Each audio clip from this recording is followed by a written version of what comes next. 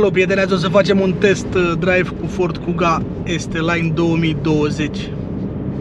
Piesă mașina. A? Mergem pe modul sport, dar n-avem unde să-i dăm că suntem în localitate. Da, ieșim imediat acum. De aici o poți să oprești ecranul? Nu. Am pornit navigația aici. Așa. Asta e frumos aici. Aici avem comenzile, schimbătorul, cutia practic. Și acum ieșim din localitate.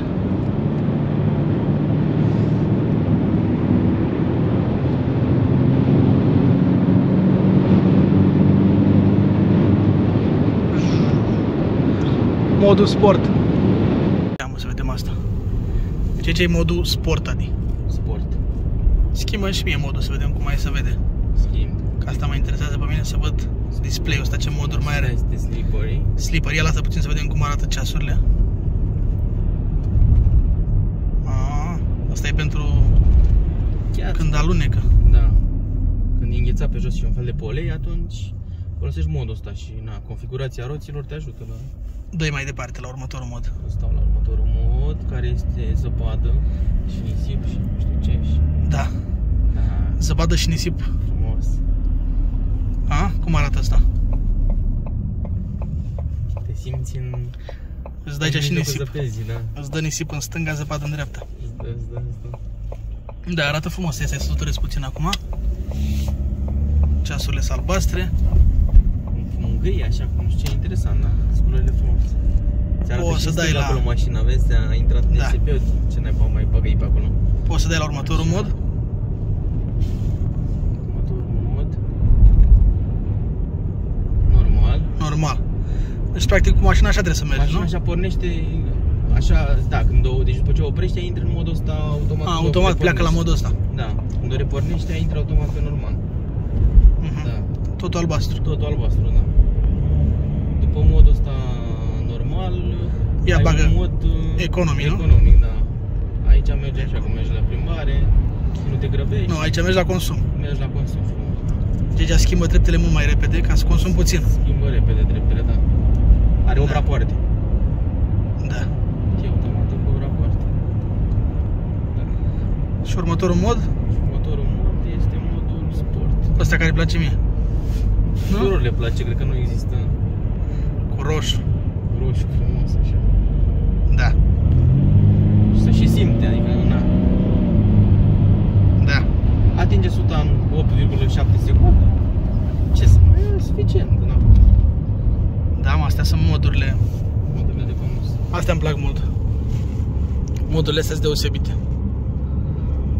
Adică să ții Kuga, ți-am zis, 2020 și să nu iei display-ul ăsta, e păcat de mașină. Păcat de mașină, da. Asta face tot. Da.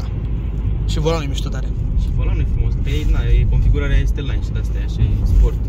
Și inserțiile roșii, nu știu ce. Oricum, mașina stă bine pe stradă, n-ai ce să zici. Corect. Cum e față de BMW? Diferență? Diferență? Da. Real, așa, nu... Real, nu. mă pare mai stabil BMW-ul. Adică pare mai stabil pe stradă. E mai, și mai jos un pic, E mai jos, da. Asta fiind SUV e mai înalt, da. Adică asta e prima așa ca idee, adică cu 200 la oră cred că la Kuga mi-e puțin frică, știi? Față de BMW? Da. Când vrei să mergi sport sau ceva, știi? Așa în rest de tras, trage. Ai când bagi piciorul în ea, uite acum de exemplu.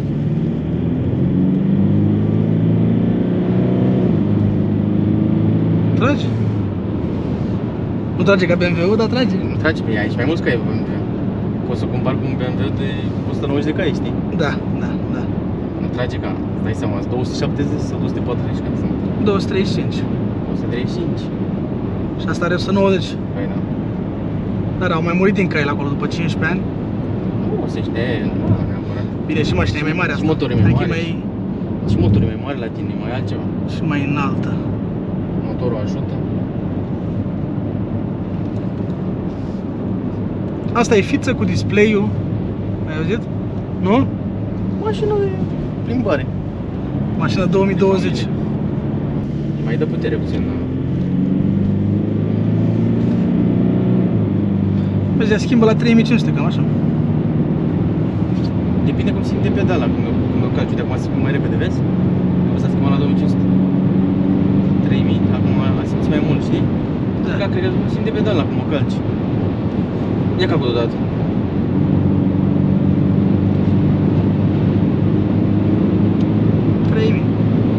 Și ceva. Da. Depinde cum calci pedala, așa am observat eu.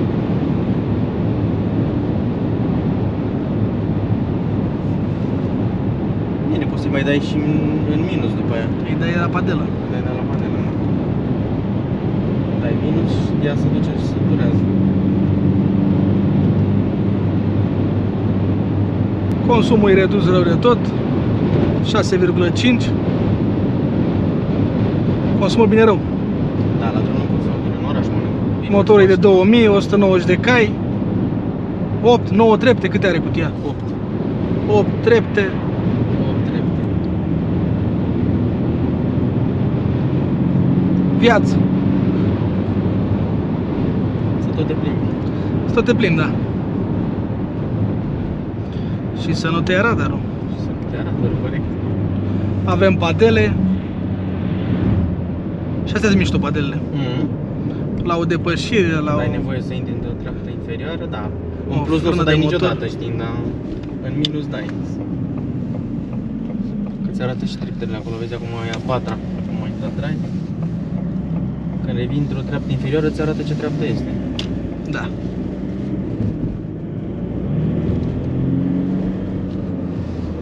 Ce câte cât. Mașina merge, n-ai treabă cu ea. Ca un Logan acolo. 15.000 de kilometri. Parfum. Ai făcut o revizie, nu? Da. Obligatoriu. Cât te-a costat schimbul? Doar uleiul, că i-am schimbat doar uleiul, că normal la 30.000 spune producătorul sau 2 ani. Dar eu am făcut preventiv și am schimbat la 14.000 uleiul. Și cât te-a costat doar uleiul? Destul de mult, doar uleiul și filtrul de ulei, 800 de lei. Mamă, doar uleiul și filtrul de ulei, nu? Da. Bine că și bagabonții, cei de la service, De ce? au băgat la 1 litru. Au băgat sticluțe Au la... băgat sticluțe, da, dacă băgat la 250 de ml, cred că băgat la 250 de ml ca să ajungă și mai mult. Dar na, asta e dacă ești obligat să faci o reprezentanță. 8 milioane uleiul și filtru, nu? Da. Cu tot cu manoperă. Da. Da. Tot schimbul cu restul ajunge, am înțeles, la 1200 de lei. Păi era diferență mică. Era, dar nu-i nevoie acum. Pentru ce să schimb și celelalte, oricum o să le schimb în toamnă. Da, corect. La 2 ani. De ce să ne batem joc de ele? Când o să fie mai bătrână mașina, cu cât înaintează în vârstă, cu atât le schimb mai des, știi? Da, așa fiind. Ia să-i dau eu pe modul normal să mergem, nu? În modul normal, nu vrei să dai un, da. Am înțeles. Când am vrut să conduci manual. Nu, normal. Normal. Cu albastra să fie bordul. Și la fiecare pornire pornește modul ăsta, nu? Da, în modul normal. Dacă vrei alt mod, trebuie să schimbi. Păi stai, și noi acum trebuie să stăm după ăsta, n-avem cum să-l depășim. Nu prea ai cum. Că aici depășirea interzisă. Adevărat.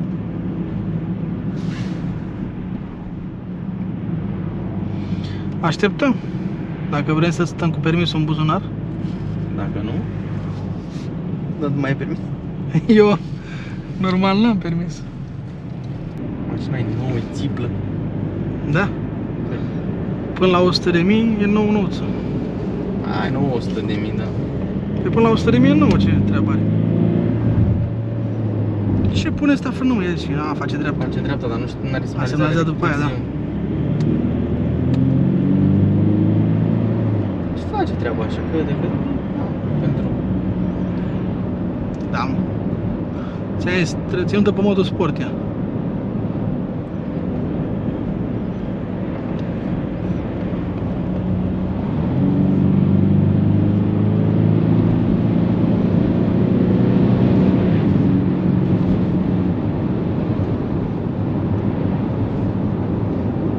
E un Duster la 22-23 de mii full. Mai bine, mai pui 10.000 și ții unul Duster. A, te-ai un Duster? Cam așa e. Am mers cu mașina, îmi place. Eu sunt cu ale mele. Cu E60, cu